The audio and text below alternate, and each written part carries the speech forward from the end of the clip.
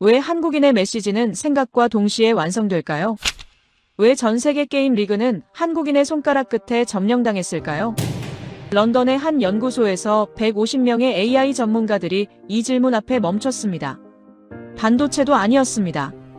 교육도 아니었습니다. 빠른 인터넷도 아니었습니다. 11년을 추적한 한 영국인 연구자가 발견한 답은 놀랍게도 500년 전 이미 완벽하게 설계돼 있었습니다. 인류 역사상 가장 효율적인 언어 입력 시스템의 비밀. 지금 바로 공개합니다. 잠깐 지금 이 이야기를 어디에서 듣고 계신지 댓글로 알려주세요. 본 영상을 시청하신 후 이야기가 감동적이었다면 구독과 좋아요도 부탁드립니다. 그럼 바로 시작할게요. 문을 여는 순간 규칙적이면서도 끊이지 않는 소리가 저를 덮쳤습니다. 수십 개의 키보드가 동시에 울리고 있었습니다.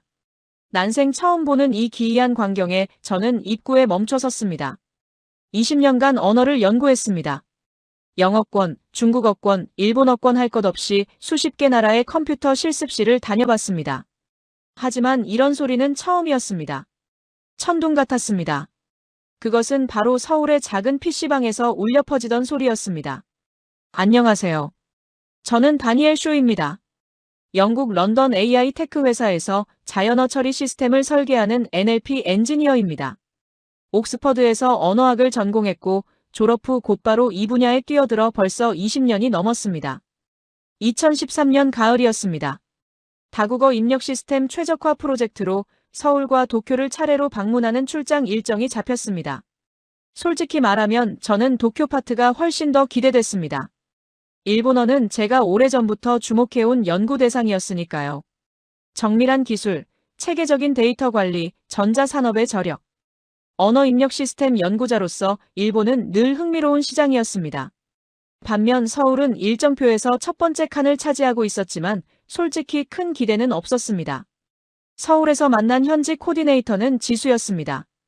회사의 한국어 데이터 담당 엔지니어였죠. 악수를 하자마자 맛집 이야기부터 꺼낼 만큼 부침성이 좋은 사람이었습니다. 프로젝트 브리핑을 마치고 지수가 말했습니다. 저녁에 데이터 수집 겸 좋은데 한 곳 가보시겠어요? 달리 할 일도 없었습니다. 고개를 끄덕였습니다. 지수가 안내한 곳은 홍대 근처 골목이었습니다. 저녁 시간이었는데도 거리에 사람이 넘쳤습니다. 좁은 골목 양쪽으로 음식점과 카페, 옷가게들이 빼곡했습니다. 젊은이들이 삼삼오오 모여 있었고 어디선가 음악 소리도 들렸습니다. 지수가 멈춰선 곳은 작은 건물 앞이었습니다. 유리문 너머로 컴퓨터 화면들이 보였습니다. PC방이에요. 지수가 말했습니다. 한국 인터넷 문화의 핵심이죠. 데이터 수집하기엔 이만한 데가 없어요. 저는 그냥 고개를 끄덕이며 문 쪽으로 걸어갔습니다. 그때까지만 해도 그냥 평범한 인터넷 카페겠거니 했습니다. 문을 열었습니다. 그 순간이었습니다. 소리가 저를 덮쳤습니다. 수십 개의 키보드가 동시에 울리는 소리. 멈추지 않는 소리였습니다. 저는 그 자리에 굳어버렸습니다. 안으로 들어가지도 못하고 입구에 서서 그 소리를 받아내고 있었습니다. 안을 둘러봤습니다. 좁은 공간에 컴퓨터가 빽빽하게 들어차 있었습니다. 20대, 30대는 넘어 보였습니다. 그 앞에 사람들이 앉아 있었습니다. 학생으로 보이는 젊은이들, 교복을 입은 청소년들, 넥타이를 느슨하게 푼 직장인까지 다양했습니다. 그리고 모두가 타이핑을 하고 있었습니다. 쉬는 사람이 없었습니다. 읽는 사람도 없었습니다. 모두가 쏟아내고 있었습니다. 저는 한 학생 뒤로 천천히 다가갔습니다. 화면을 봤습니다. 채팅창이었습니다. 문장들이 쉬지 않고 올라오고 있었습니다. 그 학생도 멈추지 않고 타이핑했습니다. 생각하는 것 같지 않았습니다. 눈은 화면을 보고 손가락은 자동으로 움직이는 것 같았습니다. 마치 말하듯이 치고 있었습니다. 저는 숫자를 세기 시작했습니다. 엔지니어의 습관이었습니다. 문장 하나가 완성되는데 걸리는 시간을 쟀습니다. 0.3초였습니다. 다음 문장도 0.3초. 그 다음도. 저는 손목시계를 내려다봤습니다. 초침이 한 칸 움직이기도 전에 문장이 완성되고 있었습니다. 그것도 한 명이 아니라 수십 명이 동시에. 제 손이 떨렸습니다. 지수가 옆에 섰습니다. 어때요? 그가 물었습니다. 저는 한동안 말을 못했습니다. 잠시 후 겨우 입을 열었습니다. 여기 항상 이래요. 지수가 웃었습니다. 여기선 보통이에요. 보통이라고요. 저는 그 말을 되새겼습니다. 이게 보통이라고. 20년간 수십 개 나라의 언어 입력 환경을 연구한 저에게 이 광경은 전혀 보통이 아니었습니다. 그런데 지수는 당연하다는 듯 서 있었습니다. 마치 이게 뭐가 특별하냐는 표정으로요. PC방을 나왔습니다. 지수와 함께 지하철을 탔습니다. 퇴근 시간이라 사람들로 가득했습니다. 자리에 앉았는데 옆자리 중년 남성이 피처폰을 들고 무언가를 치고 있었습니다. 작은 버튼을 엄지손가락 하나로 연타하는데 속도가 믿기지 않았습니다. 화면을 보니 긴 문장이 완성되고 있었습니다. 건너편 여학생도 마찬가지였습니다. 앞자리 할머니도 천천히지만 막힘없이 손주에게 문자를 보내고 있었습니다. PC방만이 아니었습니다. 서울 전체가 그랬습니다. 지하철 안에서도 버스 안에서도 길을 걸으면서도 멈추지 않았습니다. 저는 그 광경을 보면서 처음으로 생각했습니다. 저 사람들은 지금 말을 하고 있는 건가, 글을 쓰고 있는 건가. 그 경계가 없어 보였습니다. 그날 밤 숙소로 돌아와 창밖을 내다보며 한참을 생각했습니다. 이틀 후면 도쿄로 갑니다. 거기서도 이런 광경이 펼쳐질까요? 아마 비슷하겠지, 라고 생각했습니다. 일본이니까요. 기술 강국이니까요. 하지만 어딘가 찜찜한 느낌이 가시지 않았습니다. 오늘 본 그 속도가 머릿속을 떠나지 않았습니다. 왜 저렇게 막히지 않는 걸까요? 같은 키보드인데, 같은 손가락인데. 이틀 후 도쿄에 도착했습니다. 하네다 공항에서 시내로 들어오는 전철 안에서 저는 창밖을 내다봤습니다. 정돈된 거리, 반듯하게 줄지어 선 건물들, 질서 있게 움직이는 사람들. 역시 도쿄구나 라는 생각이 들었습니다. 서울이 분주하고 날 것 같은 에너지였다면 도쿄는 조용하고 정밀한 느낌이었습니다. 제가 기대하던 도시였습니다. 현지 일본어 데이터 담당 엔지니어 켄지가 공항 근처 역에서 기다리고 있었습니다. 단정한 정장 차림이었습니다. 악수를 건네며 명함을 두 손으로 공손하게 내밀었습니다. 지수와는 분위기가 달랐습니다. 차분하고 절제된 사람이었습니다. 저는 속으로 안도했습니다. 이쪽이 제가 익숙한 방식이었으니까요. 켄지와 간단한 미팅을 마치고 저는 부탁을 하나 했습니다. 서울에서 PC방을 다녀왔는데 도쿄에도 비슷한 곳이 있냐고 물었습니다. 인터넷 카페라면 있다고 했습니다. 그럼 거기 한번 가볼 수 있겠냐고 했습니다. 켄지가 잠시 생각하더니 고개를 끄덕였습니다. 아키하바라 쪽에 가면 된다고 했습니다.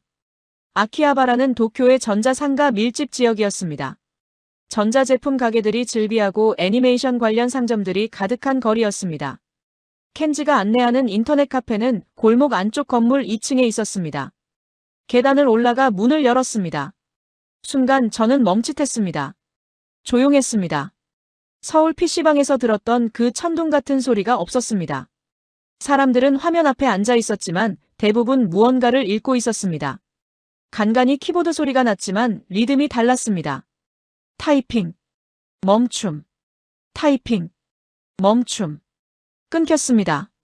저는 자리를 하나 잡고 앉아서 주위를 둘러봤습니다. 켄지도 옆자리에 앉았습니다. 저는 그에게 부탁했습니다.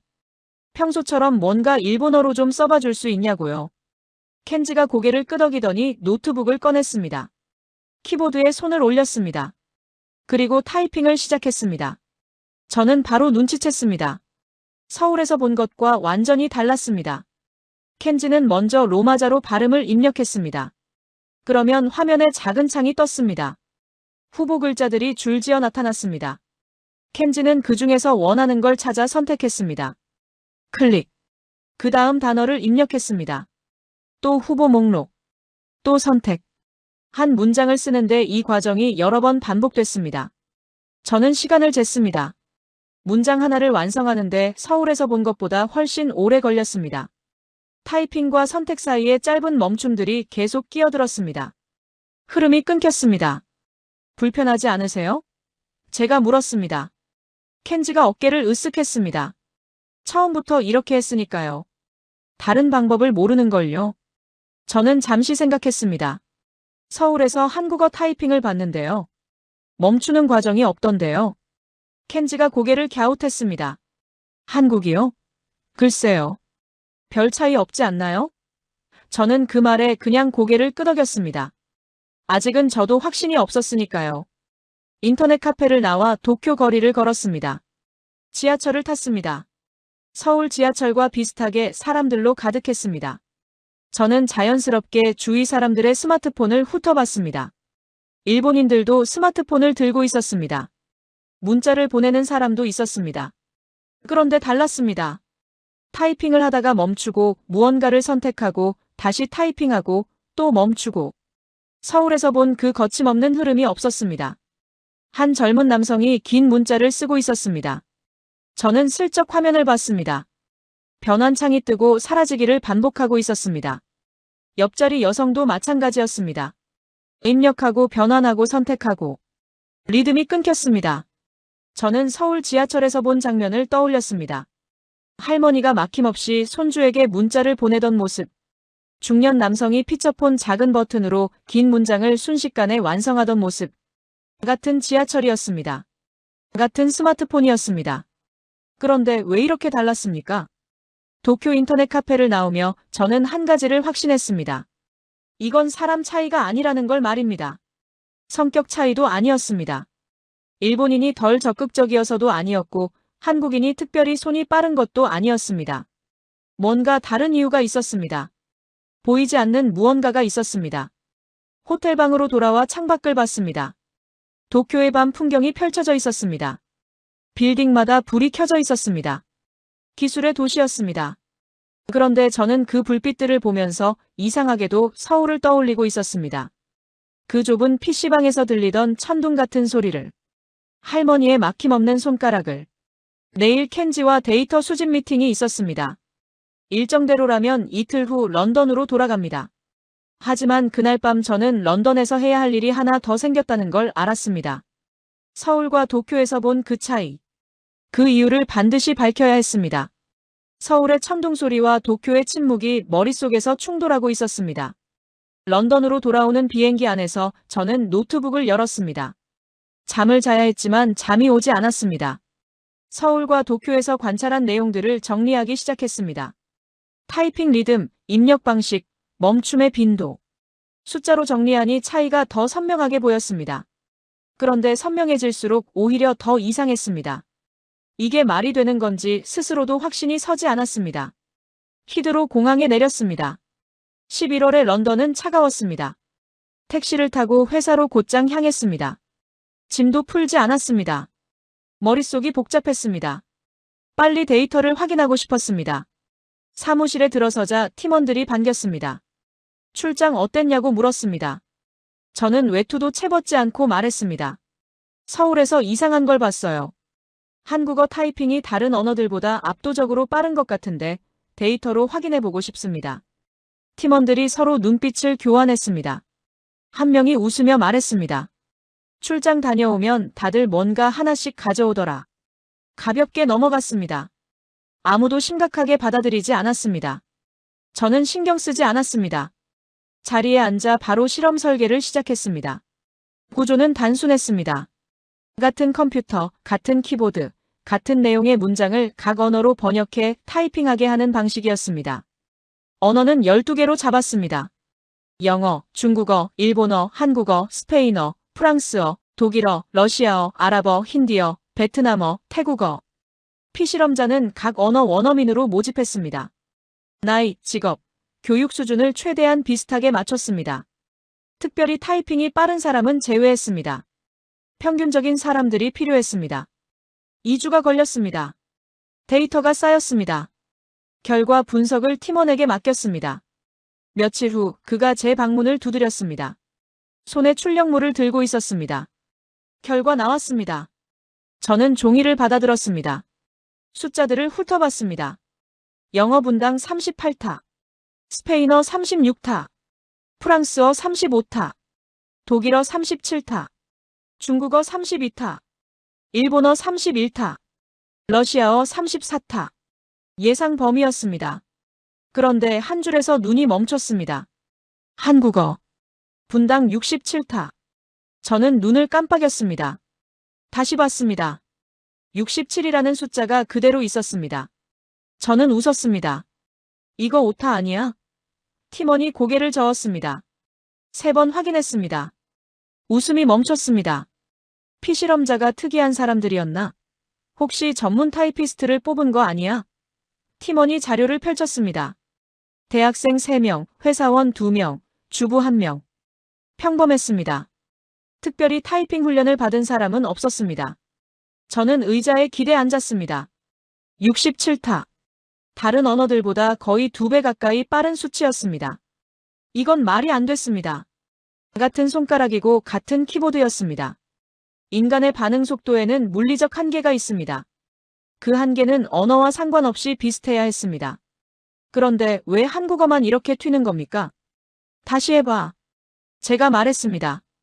피실험자도 새로 뽑고 일주일 후 2번째 결과가 나왔습니다. 한국어 66.8타. 저는 의자에서 일어났습니다. 연구실을 걸어 나갔습니다. 복도에서 물을 한 잔 마시고 다시 돌아왔습니다. 화면은 그대로였습니다. 장비를 바꿔봐. 키보드 브랜드도 바꾸고 측정 소프트웨어도 다른 걸로 써봐. 3번째 실험이 시작됐습니다. 키보드를 완전히 다른 브랜드로 교체했습니다. 측정 소프트웨어도 새로 구입했습니다. 피실험자도 전원 새로 모집했습니다. 2주가 지났습니다. 결과가 제 책상 위에 놓였습니다. 저는 종이를 집어들었습니다. 한국어 67.2타. 저는 그 순간 깨달았습니다. 이건 오류가 아니라는 걸 말입니다. 컴퓨터를 켜고 그래프를 띄웠습니다. 12개 언어의 입력 속도를 막대 그래프로 나란히 배치했습니다. 11개 언어가 30대에서 40대 사이에 빽빽하게 모여 있었습니다. 그런데 하나만 저 멀리 60대 후반에 떠 있었습니다. 외롭게 혼자. 한국어였습니다. 동료를 불렀습니다. 언어학 전공의 마커스였습니다. 그래프를 보여줬습니다. 그가 화면을 한참 들여다봤습니다. 뭔가 잘못된 거 아니야? 3번 했어. 모두 같았어. 그가 침묵했습니다. 저도 한참을 그래프를 봤습니다. 40% 이상 빠른 거야. 이건 단순한 차이가 아니야. 다른 차원이라고. 그날 밤 저는 연구실에 혼자 남았습니다. 창밖은 어두웠고 책상 위에는 3번의 실험 보고서가 쌓여 있었습니다. 모니터에는 여전히 그 그래프가 떠 있었습니다. 11개는 평범했습니다. 하나만 이상했습니다. 설명이 안 됐습니다. 학자에게 가장 위험한 순간이 언제인지 아십니까? 이론대로 나와야 할 결과가 정반대로 나올 때입니다. 저는 20년간 입력 속도는 자판 배열과 손가락 이동 거리로 결정된다고 믿어왔습니다. 명확하고 증명됐고 의심의 여지가 없는 이론이었습니다. 그런데 지금 제 앞의 데이터는 그 모든 걸 비웃고 있었습니다. 답을 찾아야 했습니다. 그것도 빨리. 그래프 속 저 외로운 막대기의 정체를 밝혀야 했습니다. 왜 한국어만 저렇게 빠른지, 왜 한국어만 막히지 않는지, 그 이유를 반드시 찾아야 했습니다. 다음 날 아침 저는 평소보다 일찍 연구실에 도착했습니다. 커피를 내리면서 생각했습니다. 데이터는 3번 확인했습니다. 장비도 바꿨습니다. 피실험자도 바꿨습니다. 바꾸지 않은 건 딱 하나였습니다. 한국어 그 자체였습니다. 그렇다면 이제 한국어를 들여다봐야 할 차례였습니다. 다음 날 아침 저는 연구실 문을 열고 들어서는 순간 이상한 소리를 들었습니다. 타이핑 소리였습니다. 그런데 리듬이 묘했습니다. 타닥타닥. 멈춤. 타닥. 멈춤. 계단을 오르다가 매번 한 박자씩 쉬는 것 같은 리듬이었습니다. 옆 책상에서 웨이가 논문을 쓰고 있었습니다. 중국인 박사과정 출신으로 저희 팀에서 중국어 데이터를 담당하는 엔지니어였습니다. 처음엔 신경 쓰지 않았습니다. 커피를 내리고 자리에 앉았습니다. 그런데 그 소리가 계속 귀에 걸렸습니다. 저는 커피잔을 들고 웨이 쪽으로 걸어갔습니다. 웨이, 잠깐 봐도 될까요? 그가 고개를 들었습니다. 물론이죠. 저는 그의 모니터를 들여다봤습니다. 화면에 작은 창이 떠 있었습니다. 그 안에 글자들이 빽빽하게 나열돼 있었습니다. 수십 개의 글자가 줄지어 있었습니다. 웨이는 그중 하나를 찾고 있었습니다. 저게 뭐예요? 제가 물었습니다. 입력 후보창이요. 중국어로 쓰려면 이렇게 해야 해요. 저는 의자를 하나 가져와 그 옆에 앉았습니다. 어떻게 작동하는지 보여줄 수 있어요? 웨이가 고개를 끄덕였습니다. 키보드를 몇 번 두드렸습니다. 화면에 순간적으로 수십 개의 글자가 나타났습니다. 이 중에서 제가 원하는 걸 찾아야 해요. 웨이가 마우스를 움직이며 말했습니다. 보통 위쪽에 있긴 한데 가끔은 아래로 스크롤해야 할 때도 있어요. 클릭. 글자 하나가 선택됐습니다. 다음 단어를 입력하기 시작했습니다. 키보드 몇 번. 또 후보 목록. 또 찾고. 또 클릭. 저는 그 과정을 지켜봤습니다. 한 문장을 쓰는데 이 과정이 4~5번 반복됐습니다. 저는 뒤로 몸을 기댔습니다. 이건 타이핑이 아니었습니다. 검색이었습니다. 머릿속에 있는 문장을 화면으로 옮기는 게 아니었습니다. 화면에 떠 있는 후보 목록에서 머릿속 문장과 맞는 걸 골라내는 거였습니다. 단어 하나를 쓸 때마다 데이터베이스를 뒤지는 거였죠. 웨이, 이거 항상 이렇게 해요? 제가 물었습니다. 네, 글자마다요. 웨이가 웃으며 답했습니다. 익숙해지면 괜찮아요. 빠르게 찾을 수 있거든요. 하지만 저는 그게 문제라는 걸 알았습니다. 아무리 빠르게 찾아도 찾는 행위 자체가 생각과 화면 사이에 끼어드는 겁니다. 그 짧은 멈춤이 매 단어마다 들어가는 거였습니다. 저는 자리에서 일어나 복도를 걸었습니다. 켄지의 자리로 향했습니다. 도쿄 출장에서 함께 일했던 일본어 담당 엔지니어였습니다. 런던 본사로 복귀한 지 얼마 되지 않았습니다. 켄지는 뭔가를 작성하고 있었습니다. 켄지, 잠깐 시간 돼요? 물론이죠, 쇼씨. 저는 안으로 들어가 의자에 앉았습니다. 일본어로 타이핑하는 거 좀 봐도 될까요? 평소처럼 자연스럽게요. 켄지가 이상하다는 표정을 지었지만 고개를 끄덕였습니다. 키보드에 손을 올렸습니다. 그리고 타이핑을 시작했습니다. 역시 비슷했습니다. 로마자로 발음을 먼저 입력하고 변환 버튼을 눌렀습니다. 후보 목록이 떴습니다. 선택하고 확정했습니다. 매 문장마다 이 과정이 반복됐습니다. 흐름이 끊겼습니다. 불편하지 않으세요? 제가 물었습니다. 켄지가 어깨를 으쓱했습니다. 처음부터 이렇게 했으니까요. 다른 방법을 모르는걸요. 저는 그 말을 되새겼습니다. 다른 방법을 모른다. 이건 개인의 문제가 아니었습니다. 시스템의 문제였습니다. 수만 개의 글자를 26개 버튼에 담으려니 이런 일이 벌어지는 겁니다. 자판에 모든 글자를 올릴 수가 없으니 검색 시스템을 거쳐야 하는 거였습니다. 입력이 아니라 검색이 되는 거죠. 자리로 돌아오는 길에 복도에서 누군가와 마주쳤습니다. 지수였습니다. 서울 출장 이후 런던 본사에서 함께 일하게 된 한국어 데이터 담당 엔지니어였습니다. 노트북을 들고 어디론가 가는 중이었습니다. 지수, 잠깐만요. 그가 멈춰섰습니다. 한국어로 뭔가 좀 써줄 수 있어요? 제가 좀 보고 싶은데요. 지수가 고개를 갸웃했지만 노트북을 열었습니다. 뭘 쓸까요? 아무거나요. 자연스럽게요. 평소처럼요. 그의 손가락이 키보드 위에 올라갔습니다. 그리고 달리기 시작했습니다. 저는 눈을 가늘게 뜨고 화면을 봤습니다. 후보 목록이 뜨지 않았습니다. 변환 버튼을 누르지 않았습니다. 그냥 쳤습니다. 생각한 대로 흐르는 대로. 화면에 문장이 그대로 나타났습니다. 중간에 멈추지 않고 선택하지 않고 확인하지 않고 그냥 흘렀습니다. 저는 그 순간 알았습니다. 차이가 뭔지 말입니다. 웨이는 검색했습니다. 켄지도 검색했습니다. 매 단어마다 후보 목록에서 글자를 골랐습니다. 하지만 지수는 검색하지 않았습니다. 생각이 곧바로 문자가 됐습니다. 마치 고속도로를 달리는데 한쪽에는 톨게이트가 빽빽하게 박혀 있고 다른 한쪽에는 아무 장애물이 없는 것과 같았습니다. 속도가 다를 수밖에 없었습니다. 지수, 한국어 입력할 때 중간에 선택하는 과정이 없죠? 제가 물었습니다. 지수가 고개를 끄덕였습니다. 당연하죠. 그냥 치면 되는데요. 당연하다고요. 저는 그 말이 귀에 박혔습니다. 지수에게는 당연한 거였습니다. 태어날 때부터 그랬으니까요.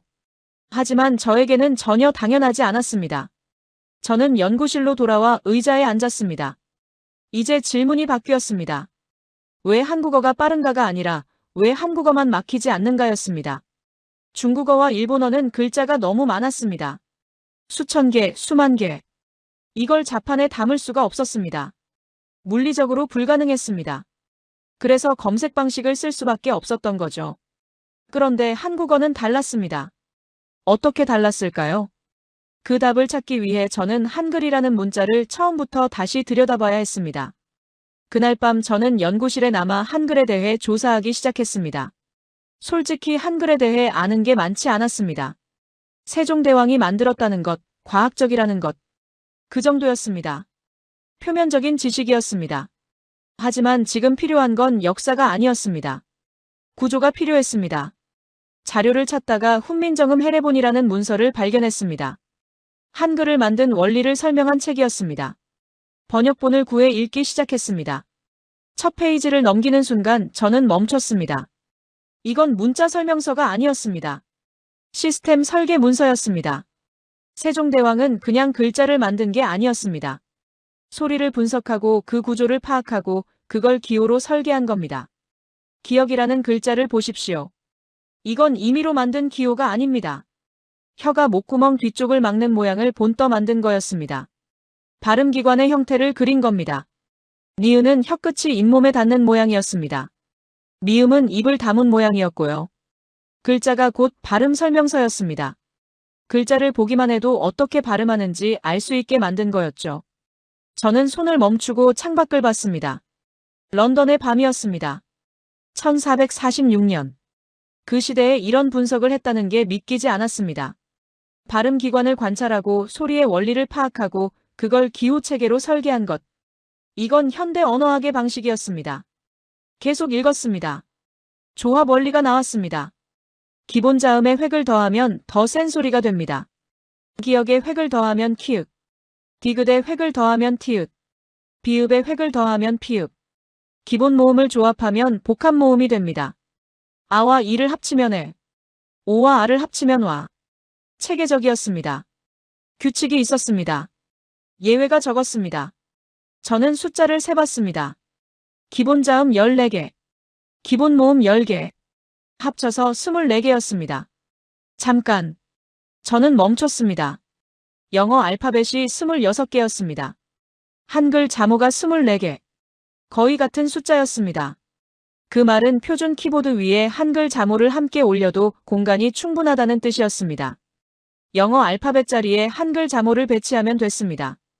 별도의 변환 시스템이 필요 없었습니다. 저는 의자에서 일어났습니다. 이게 답이었습니다. 중국어와 일본어는 글자가 너무 많았습니다. 수천 개, 수만 개였죠. 이걸 자판에 담을 수가 없었습니다. 물리적으로 불가능했습니다. 그래서 검색 방식을 쓸 수밖에 없었던 겁니다. 하지만 한글은 글자를 저장하지 않았습니다. 부품만 저장했습니다. 그리고 필요할 때마다 조립했습니다. 연구실을 왔다 갔다 걸으며 생각을 정리했습니다. 이건 컴퓨터 프로그래밍과 똑같은 원리였습니다. 모든 결과물을 다 저장하는 게 아니라 규칙을 저장하고 필요할 때 계산해서 만들어내는 거죠. 효율적인 시스템의 기본 원리였습니다.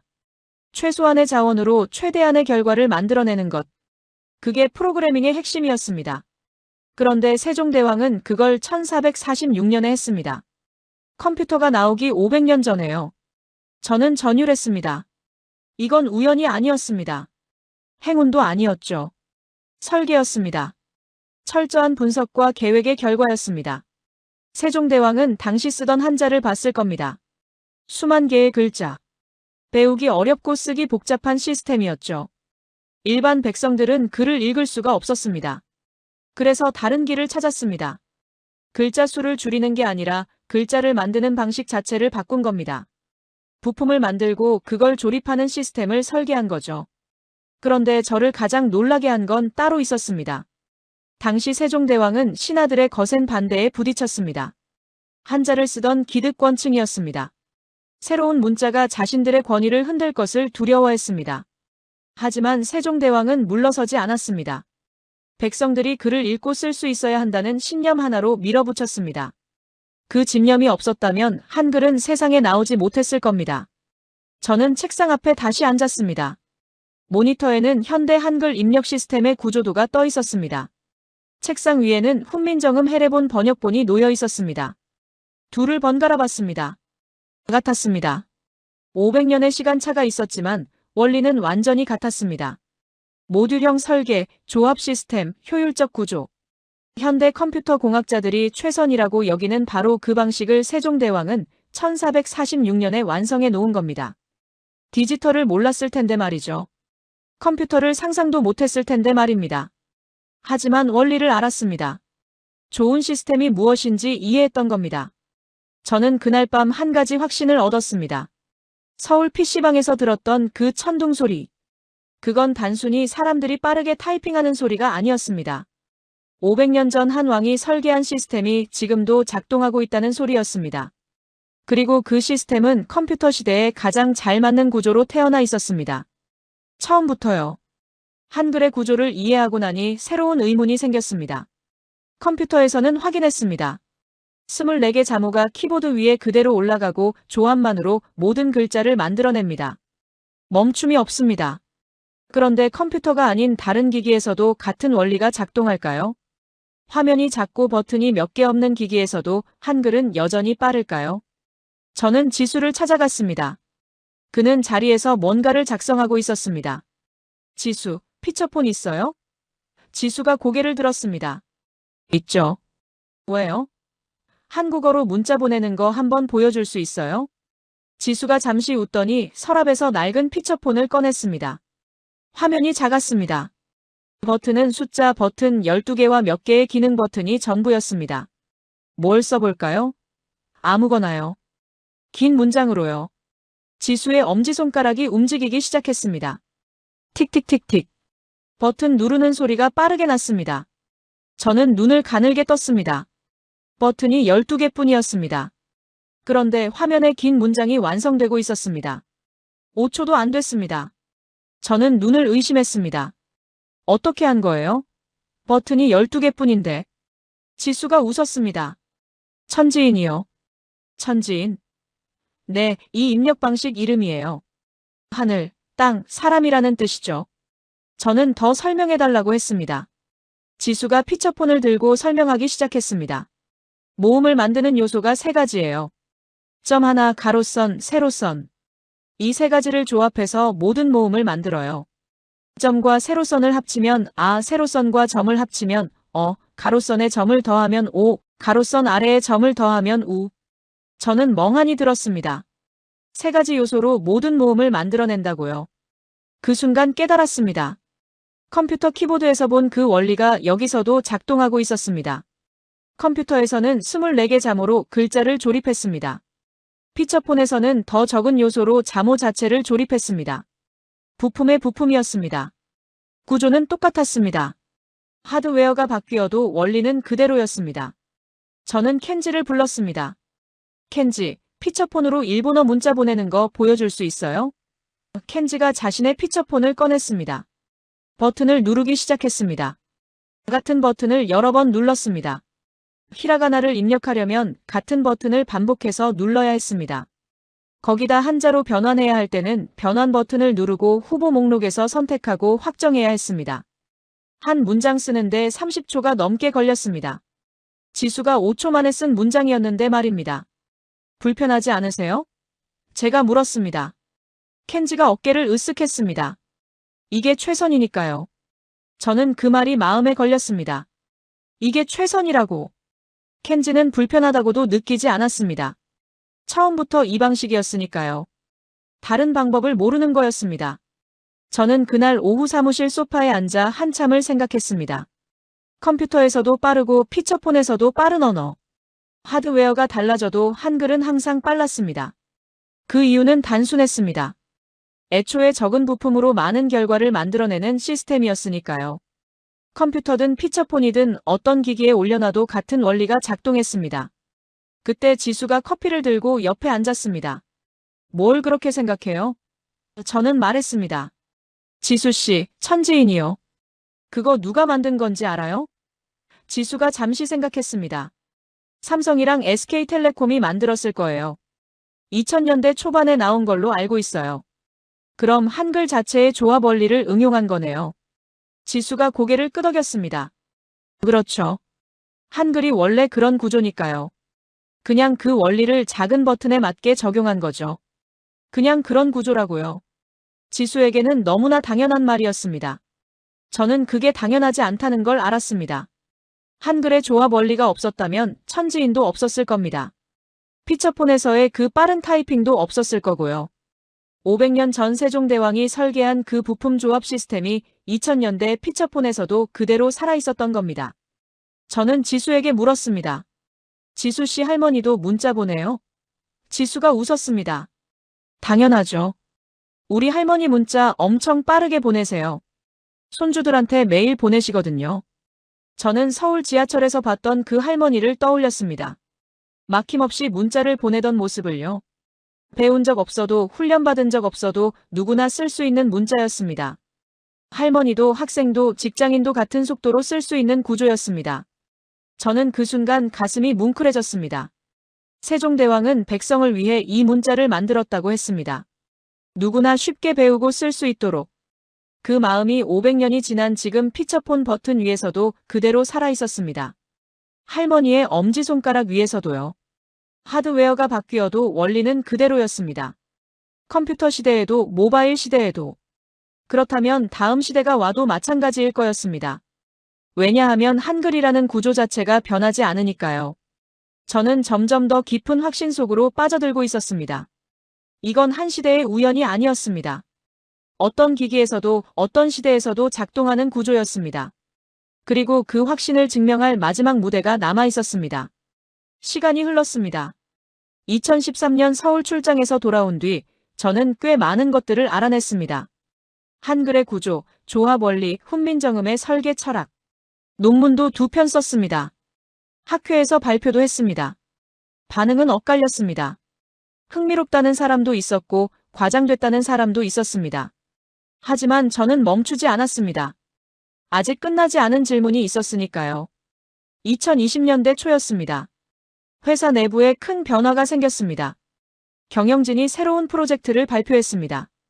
다국어 대형 언어 모델, 즉 LLM 개발이었습니다.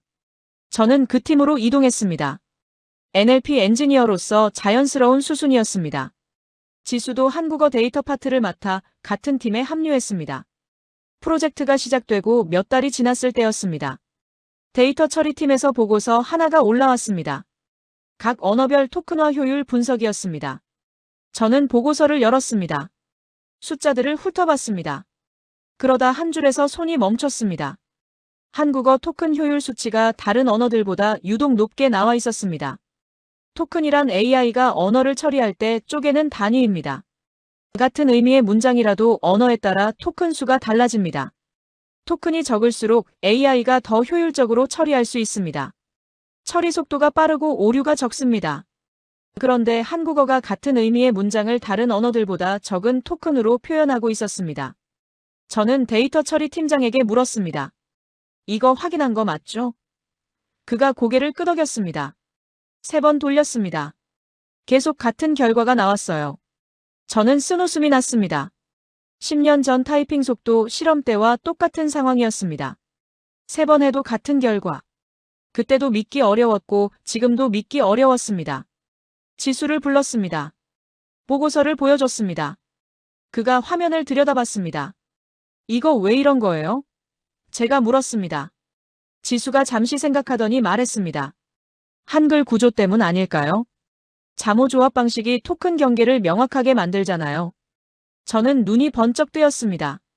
맞았습니다. 한글은 잠호가 조합돼 글자를 이루는 구조였습니다. 그 경계가 규칙적이었습니다.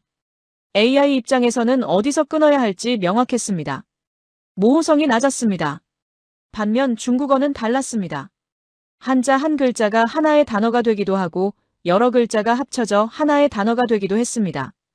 문맥에 따라 의미가 달라지는 경우도 많았습니다. AI가 경계를 판단하기 어려웠습니다. 일본어도 비슷했습니다. 히라가나, 가타카나, 한자가 섞여 있었습니다. 어디서 끊어야 할지 규칙이 복잡했습니다. 그 다음 음성인식 테스트가 시작됐습니다. 다국어 음성인식 모델의 정확도를 측정하는 작업이었습니다. 각 언어로 같은 내용의 문장을 말하고 AI가 얼마나 정확하게 텍스트로 변환하는지 측정했습니다. 결과가 나왔습니다. 저는 숫자를 봤습니다.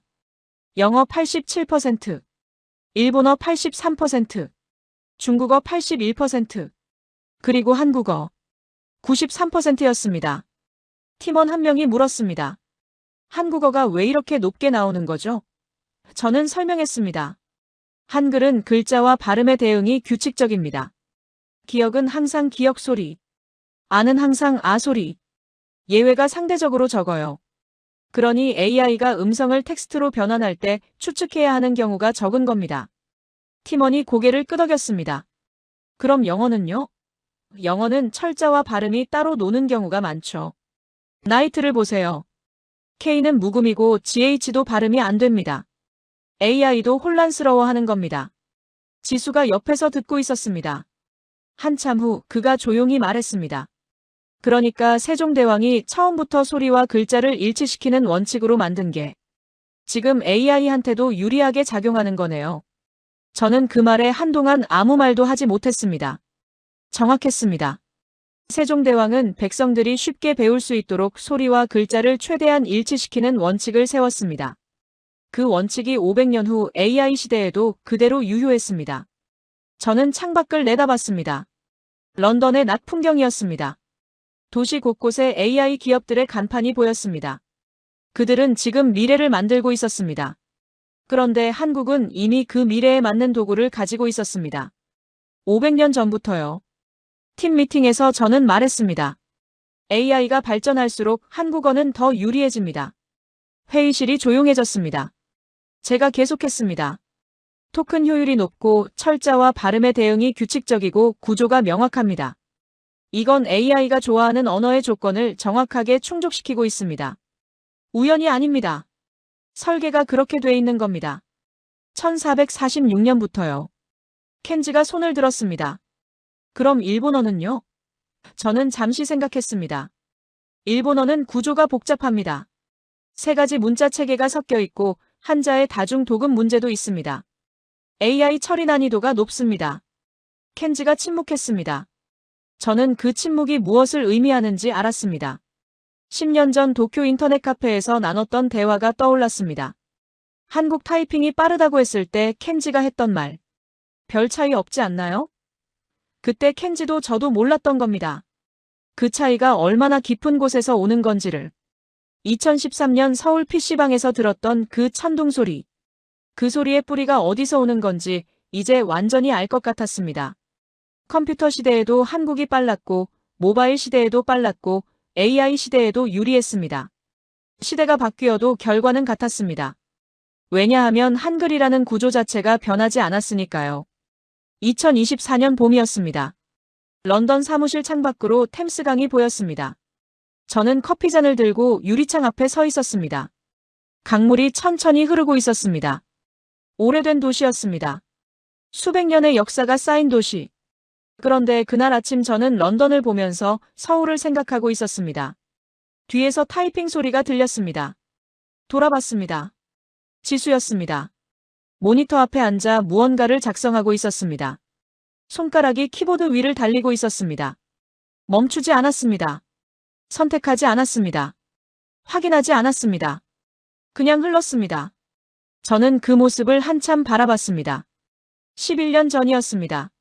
서울 홍대 골목에서 처음 지수를 만났을 때 저는 그를 그냥 현직 코디네이터로만 봤습니다. 일이나 잘하면 되는 사람. 그 정도였습니다. 그리고 솔직히 말하면 한국이라는 나라 자체를 그렇게 봤습니다. 도쿄 가는 길에 들르는 나라. 기대할 게 별로 없는 곳. 그게 제 첫 번째 시선이었습니다. 저는 얼마나 틀렸던 걸까요? 지수는 지금도 모를 겁니다. 자신이 매일 무엇 위에서 일하고 있는지. 물고기가 물을 의식하지 못하듯이 그는 한글을 의식하지 못합니다. 태어날 때부터 있었고 너무나 당연한 것이었으니까요. 하지만 저는 알았습니다. 저 손가락 아래에서 500년 된 시스템이 지금 이 순간도 작동하고 있다는 걸 말입니다. 그해 3월 저는 런던 NLP 학회에서 발표를 했습니다. 제목은 간단했습니다. 왜 한국어인가? 발표장에 150명 가까운 연구자들이 앉아 있었습니다. 저는 첫 슬라이드를 띄웠습니다. 2013년 서울 PC방 사진이었습니다. 수십 명이 동시에 타이핑하는 장면이었죠. 저는 말했습니다. 저는 11년 전 이 사진 속 공간에서 처음으로 무언가 이상하다는 걸 느꼈습니다. 천둥 같은 타이핑 소리였습니다. 그 소리의 정체를 밝히는데 11년이 걸렸습니다. 발표장이 조용해졌습니다. 저는 계속했습니다. 한글의 구조, 24개 자모의 조합 원리, 훈민정음의 설계 철학. 컴퓨터 시대의 타이핑 속도, 모바일 시대의 천지인, AI 시대의 토큰 효율. 슬라이드가 넘어갈 때마다 발표장 분위기가 달라졌습니다. 처음엔 가볍게 듣던 사람들이 앞으로 몸을 기울이기 시작했습니다. 마지막 슬라이드를 띄웠습니다. 숫자 하나였습니다. 1446. 저는 말했습니다. 이 숫자는 한글이 반포된 해입니다. 그리고 이 해에 설계된 시스템이 지금 이 순간 전 세계에서 가장 효율적인 디지털 언어로 작동하고 있습니다. 컴퓨터 시대에도 빨랐고, 모바일 시대에도 빨랐고, AI 시대에도 유리합니다. 우연이 아닙니다. 설계가 그렇게 돼 있는 겁니다. 잠시 침묵이 흘렀습니다. 그리고 박수가 나왔습니다.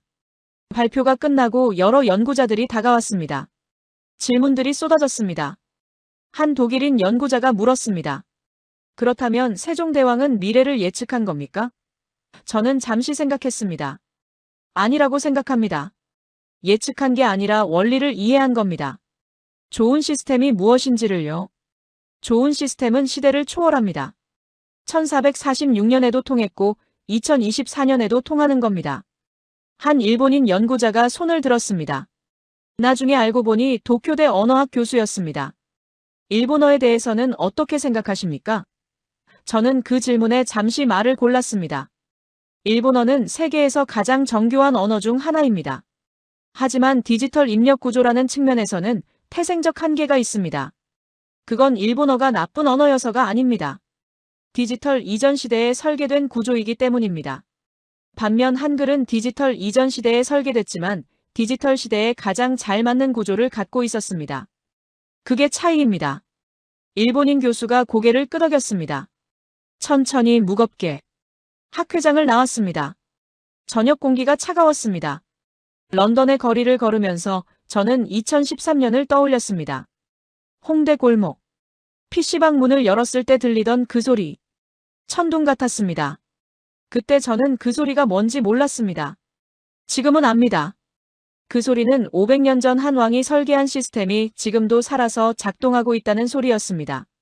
수십 명의 손가락이 그 시스템 위를 달리는 소리였습니다. 멈추지 않는 소리였습니다. 검색하지 않고 변환하지 않고 확인하지 않고 그냥 흘러가는 소리였습니다. 생각이 곧바로 문자가 되는 소리였습니다. 저는 오랫동안 한국 IT 강국의 이유를 찾는 사람들이 인프라를 말하고 교육을 말하고 국민성을 말하는 걸 들었습니다. 틀린 말은 아니었습니다. 하지만 그건 절반의 진실이었습니다. 도로를 아무리 넓게 깔아도 차가 느리면 소용없습니다. 한국은 그 도로 위를 달릴 가장 빠른 차를 이미 가지고 있었습니다. 1446년부터요. 그리고 그 차의 엔진을 설계한 사람은 컴퓨터를 몰랐습니다. 인터넷을 몰랐습니다. AI는 상상조차 못했을 겁니다. 하지만 원리를 알았습니다. 좋은 시스템이 무엇인지 이해했습니다. 유한한 자원으로 무한한 결과를 만들어내는 구조. 그게 천재성입니다. 사무실로 돌아왔습니다. 지수는 아직 자리에 있었습니다. 여전히 타이핑하고 있었습니다. 멈추지 않고. 저는 그 모습을 보며 조용히 자리에 앉았습니다. 그는 오늘도 모를 겁니다. 자신이 매일 세종대왕의 설계 위에서 일하고 있다는 걸. 그래도 괜찮습니다. 물고기는 물을 몰라도 헤엄칩니다. 그리고 누구보다 빠르게 헤엄칩니다. 저는 제 컴퓨터를 켰습니다. 영어로 보고서를 쓰기 시작했습니다. 느렸습니다. 제가 NLP 엔지니어인데도 말입니다. 옆에서 지수의 타이핑 소리가 들렸습니다. 저보다 빨랐습니다. 2배는 빠른 것 같았습니다. 저는 그 소리를 들으며 미소를 지었습니다. 이건 제가 이길 수 없는 경쟁이었습니다. 아무리 영어를 잘해도 아무리 빠르게 쳐도 구조가 다르니까요. 그리고 그 구조는 500년 전에 이미 완성돼 있었습니다. 코드보다 오래된 코드였습니다.